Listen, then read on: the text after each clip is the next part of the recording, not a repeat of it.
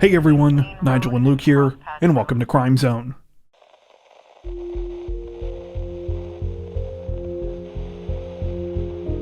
Representatives from California's Santa Barbara County Sheriff's Office are investigating an equally bizarre and disturbing case this week after a woman was left in a coma following a home invasion, a crime that, of all places, unfolded inside the residence of the man who created Beanie Babies.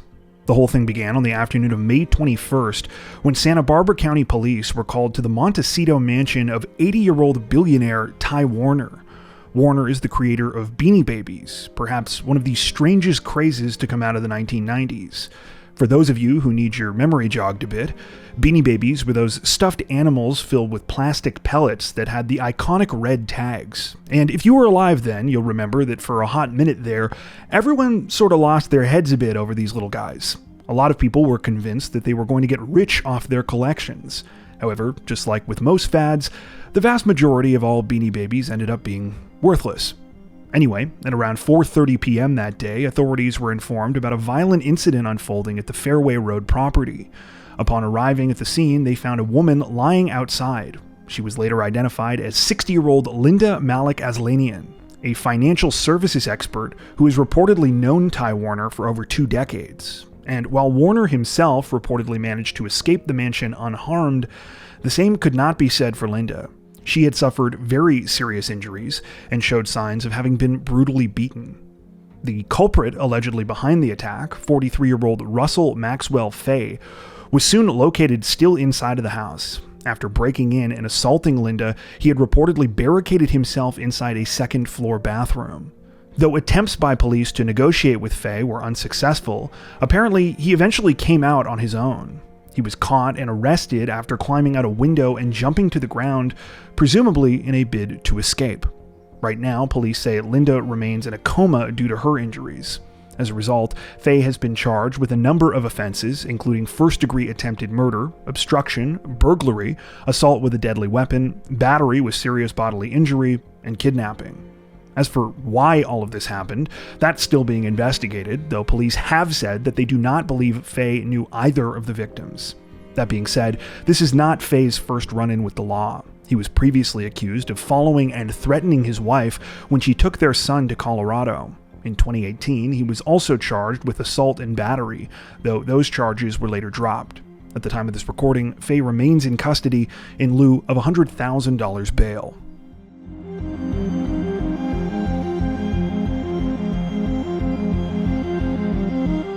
Representatives from the NYPD say that they are investigating an equally strange and horrifying case after an Italian tourist was allegedly subjected to nightmarish treatment for over 2 weeks as part of a bizarre cryptocurrency-related kidnapping scheme. The whole thing began on the morning of May 23rd when an NYPD traffic cop was approached on the street by a man in a clear state of distress. The man, later identified as 28-year-old Michael Carturan, had no shoes on, was covered in blood, and was begging for help. Even so, absolutely no one was prepared for what he said next. Michael, an Italian national and cryptocurrency trader originally from the municipality of Rivoli, said that he had spent the last 2.5 weeks being held against his will under horrendous conditions. He claimed that the nightmare had started when he was lured to the United States by his former business partner, fellow cryptocurrency trader 37-year-old John Woltz. According to Michael, he arrived in New York on May 6th, hoping to meet up with Woltz and discuss a large sum of digital currency that he had allegedly stolen from him. Instead, after arriving at Woltz's $21 million Soho townhouse, the tables were turned on him. With the help of an associate, 33-year-old William Duplessis, Woltz reportedly kidnapped Michael with the intention of stealing the rest of his roughly $30 million crypto fortune. It's now alleged that for 17 days, Woltz and Duplessis worked together to try and force Michael to hand over the password to his Bitcoin wallet. During that time, he was subjected to unspeakable horrors, acts included but not limited to being tied to a chair with electrical wire, tased while standing in water, dangled over a multi-story balcony, cut with a chainsaw, urinated on, and being forced to smoke crack cocaine. Michael also stated that throughout the ordeal, Duplessis and Woltz repeatedly threatened to kill him and his family. It's unclear exactly how Michael was finally able to escape, though reports seem to suggest it involved tricking his captors. After pretending that he was ready to hand over his passwords, he told them he needed a laptop and utilized this opportunity to run out onto the street and look for help. Woltz was arrested at the same Soho townhouse in question shortly after all of this, while Duplessis reportedly handed himself in following several days of partying in the Hamptons. Both are now facing numerous charges, including second-degree assault, kidnapping, and unlawful confinement. While many of the circumstances surrounding the case have yet to be revealed and are still actively under investigation, it's said that all three of those involved are worth tens of millions of dollars. Adding another layer of strangeness, several family members of John Woltz have come out in the last few days, arguing that police are approaching the investigation from the wrong angle. They claim that Duplessis is the real mastermind behind all of this, and that Woltz is also a victim. That being said, it's unclear what evidence they have to support this. At the time of this recording, the situation is still developing.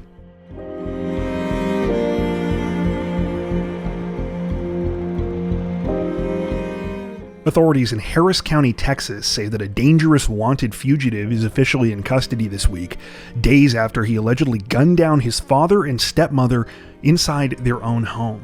The case began sometime on the evening of May 16th when Harris County police were called to a home in the city of Spring with reports of a violent incident. A resident on the 4000 block of Fitzwater Drive said that they had gone to check on their neighbors, only to be met with an awful scene. When officers entered the address in question, they found the homeowners dead inside. 72-year-old Franklin Frakes and his 56-year-old wife, Florentina Frakes, had both suffered multiple gunshot wounds. According to police, there were also signs of forced entry at the property. At first, everyone apparently thought that Franklin and Florentina had been the victims of some kind of random home invasion. However, authorities now say the truth is even darker. They allege that the couple were murdered by Franklin's son, 39-year-old Benjamin Frakes. Specifically, it's believed Frakes shot and killed his dad and stepmom after forcing his way into the house the night before their bodies were found. It's further been reported that Benjamin committed the murders during a physical struggle with his father and that he stole the couple's SUV afterwards. This week, Harris County Police announced that they had arrested Benjamin after finding him at a local poker club called the Doghouse. Benjamin was taken into custody on May 20th and is now facing 2 counts of capital murder. Unfortunately, right now, the motive behind the disturbing incident remains a mystery. Police did say that a sizable amount of drugs were found in Benjamin's possession at the time of his arrest, though, including cocaine, Xanax, and oxycodone. So it's possible that this had something to do with the crime. At the time of this recording, police say that they are still searching for the missing SUV belonging to Franklin and Florentina.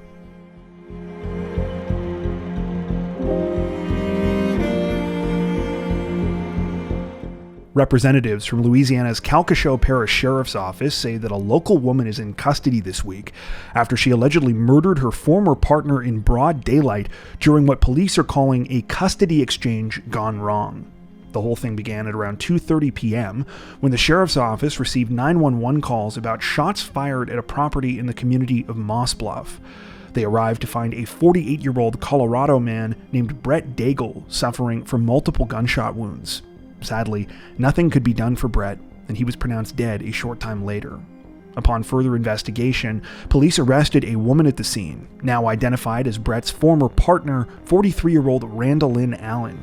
It's now alleged that Allen opened fire on Brett, who was also the father of her children, during the middle of a custody exchange. Unfortunately, very few additional details about the case have been released at the time of this recording, so the circumstances surrounding the fatal shooting and what led up to it largely remain a mystery. However, horrifyingly, what we do know is that Brett's murder reportedly happened in front of his children. During a local report about the awful news, Calcasieu Parish Sheriff Gary Guillory said that violence related to custody exchanges is sadly something his department sees all too often.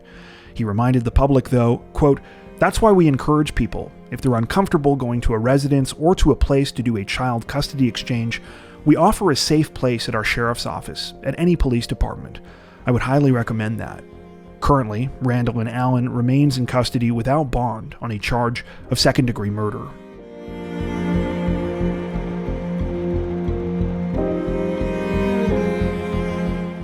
Representatives from Florida's Osceola County Sheriff's Office say that a dispute at a local fast food restaurant ended in tragedy this week after an argument between an employee and a customer senselessly escalated to unhinged violence. The whole thing began shortly after 10 p.m. on May 21st, when the victim, 40-year-old Wesley Robertson, went to get food from a Checkers restaurant in the city of Kissimmee. After picking up his order, though, Wesley became angry when he discovered that the mayonnaise packets he'd asked for were missing from his meal. After returning to the drive-thru window to complain, the 40-year-old reportedly got into an argument with an employee, later identified as 23-year-old Elijah Mackey. According to witnesses, words were exchanged between the men, escalating when Wesley called Mackey, quote, a pussy. That's when Mackey climbed out of the drive-thru window, responding, quote, oh, I'm a pussy? Moments later, he then allegedly pulled out a small handgun and shot Wesley in the chest. Part of the crime was reportedly captured by the business's surveillance system. Though Mackey fled the scene immediately after the shooting, local media sources state that he returned and grabbed his backpack before running off again. Police found him hiding under a stairwell at a nearby hotel after they responded to the scene. Meanwhile, emergency responders rushed Wesley to a hospital. However, he could not be saved. He was pronounced dead a short time later. Again, I feel compelled to reiterate all of this was over mayonnaise. Following his arrest, Mackey was charged with first-degree premeditated murder. At the time of this recording, he remains in custody.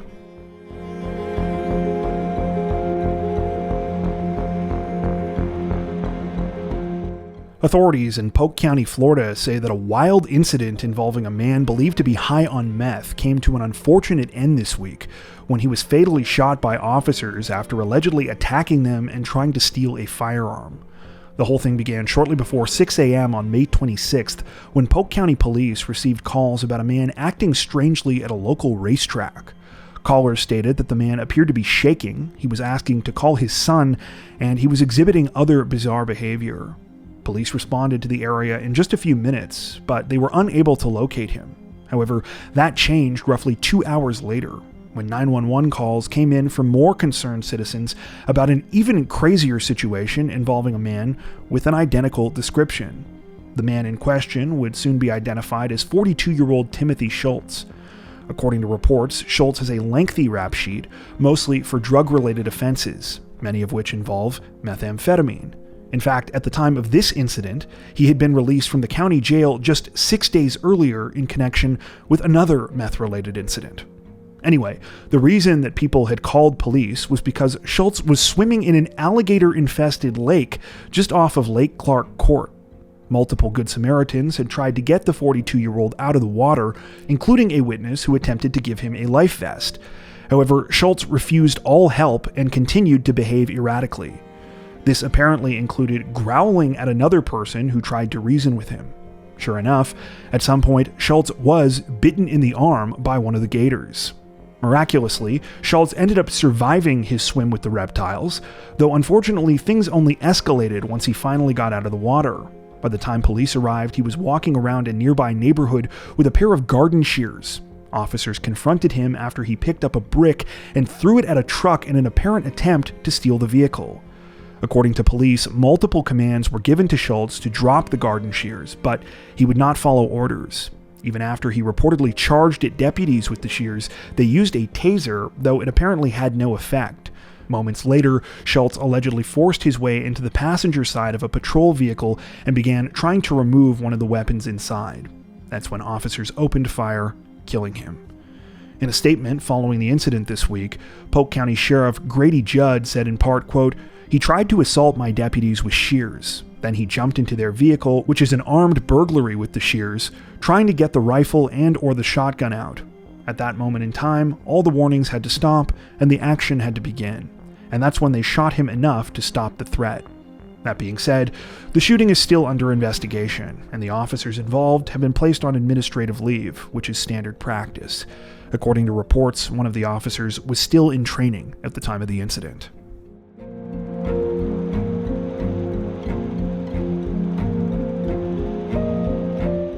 Representatives from the FBI say that at least 8 people are injured this week and that a suspect is in custody following a disturbing attack at a Colorado protest event. a crime that is widely speculated to have terror-related motives. The whole thing unfolded on the afternoon of June 1st at an event planned by the organization Run for Their Lives. According to reports, the group facilitates walk and run protests around the world in support of Israel, specifically calling for the release of the remaining hostages being held by Hamas in the wake of the October 7th attacks.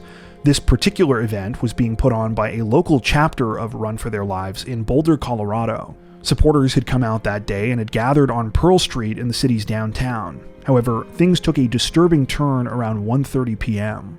Suddenly, participants were allegedly targeted by a man armed with a number of incendiary devices. These reportedly included Molotov cocktails as well as a homemade flamethrower. The Molotov cocktails were apparently thrown first before the male suspect began trying to set people on fire. Witnesses say that during the attack, the man repeatedly yelled, "Free Palestine." While it seems police were quick to arrive at the scene and take the man into custody, sadly, several people had already been wounded. At least 8 people suffered injuries ranging in severity, and currently 2 are said to be in critical condition. The victims' names have not yet been released, but it's been reported that they are between the ages of 52 and 88. Though the situation is still very recent at the time of this recording, so far we do know a little about the suspect and his alleged motives. The man has been identified as 45-year-old Mohammed Sabri Solomon, an Egyptian national. According to government officials, Solomon was in the United States illegally at the time of this week's attack.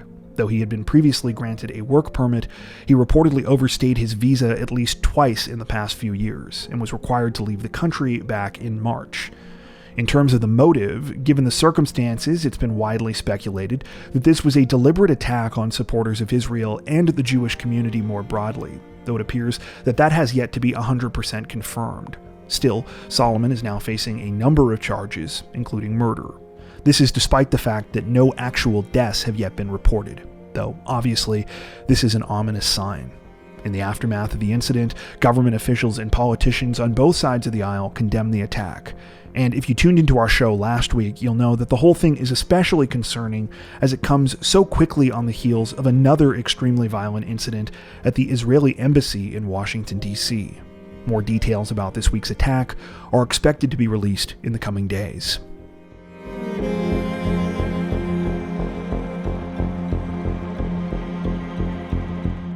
Multiple Georgia families have been left completely devastated and searching for answers this week after a man allegedly murdered his estranged wife and his pregnant girlfriend before taking his own life as well. The awful situation began on the evening of May 23rd when police in the city of Dalton were asked to conduct a welfare check at the home of 35-year-old Rebecca Nicole Akins. Concerned family members and co-workers had contacted authorities after she failed to show up for work 2 days in a row. When officers arrived at Rebecca's apartment on Murray Avenue, they received no answer at the door and had to be let in by staff. What they found inside the unit was disturbing. Rebecca was dead, the result of a gunshot wound to the head. After launching an investigation, Dalton police recovered surveillance footage from the apartment complex that revealed a suspect. Rebecca's estranged husband, 37-year-old Kevin Akins, had been caught on camera leaving her home at around 6 a.m. on May 21st, right before she stopped showing up for work. Investigators were able to track Kevin's vehicle to another apartment complex about 4 miles away on Shadow Lane. However, as they waited for a search warrant, another awful discovery was made. It turned out that at the same time that this had been happening, another family was worried about the safety of their own loved one, 33-year-old Sindel Roden. Sindel lived at the Shadow Lane apartment complex, and as authorities were about to learn, she had been dating Kevin Akins. Sadly, before police could obtain their warrant, Sindel's concerned father went into her apartment with his key to check on her. Upon entering, he found her body and the body of Kevin Akins. Based on evidence at the scene, authorities believe Kevin also fatally shot Sindel before turning his weapon on himself. As for why all of this happened, well, it seems that that's what everyone is still trying to figure out. At the time of this recording, no motive behind the shocking and devastating double murder has been revealed, and it appears that the families of both Rebecca Akins and Sindel Roden were completely blindsided by what happened. Adding further tragedy to the situation, Sindel was 5 months pregnant at the time that she was killed. She was also the mother of 2 girls, who she had been working hard to raise as a single parent. While little is known about the relationship between her and Kevin Akins, loved ones have suggested that she had been lied to by him. In an interview, her aunt told local media, quote, "She was a victim of manipulation. She took people at their word. That was her mistake. But it doesn't mean she deserved or asked or put herself in the position for this to happen." She went on to say, quote, "I know everybody judges. People speculate, and they're entitled to that. But as humans, don't lose compassion. There's a lot of lives that are devastated and broken. Nobody asked for this. Why it happened, we don't know." The family of Rebecca Akins is similarly heartbroken, though it seems right now their main focus is ensuring that they even have the means to properly honor her life. In a GoFundMe created by Rebecca's sister, she wrote in part, quote, "My older sister was tragically taken away from us by the man she had loved for over half of her life. Due to being with that man for 20 years, all of her financials were tied up in his. She was on his life insurance policy, and given the nature of their deaths, we are unsure what that means for it being able to pay for her funeral. We want to give her a service that she deserved, celebrating her kindness, her happiness, and her unwavering love. We cannot take on this burden alone, but we do not want our situations to prevent her from having the service she deserves. Currently, police say that the disturbing situation is still under investigation." Before we wrap up, we'd like to take a second to give a huge shout out to everyone who has made it this far into the video. Seriously, thank you so much for watching. If you found today's upload interesting and informative, we'd be honored if you'd consider liking and subscribing, as well as hitting the notification bell and selecting all notifications to stay up to date with our latest releases. If you're looking for additional ways to help support the channel, we'd love to have you join us over on Patreon. Patrons get ad-free and early access to all of our content, as well as 4 additional stories per week for each of our Crimes of the Week and Crimes of the Week International videos. You can learn more at patreon.com/crimezone, where you'll also find some of the fine folks whose names are currently on screen. All that being said, we understand that not everyone has the means to support financially, and that's totally okay. We appreciate every like, sub, share, and comment that you send our way. Once again, thanks so much, everyone, and take care.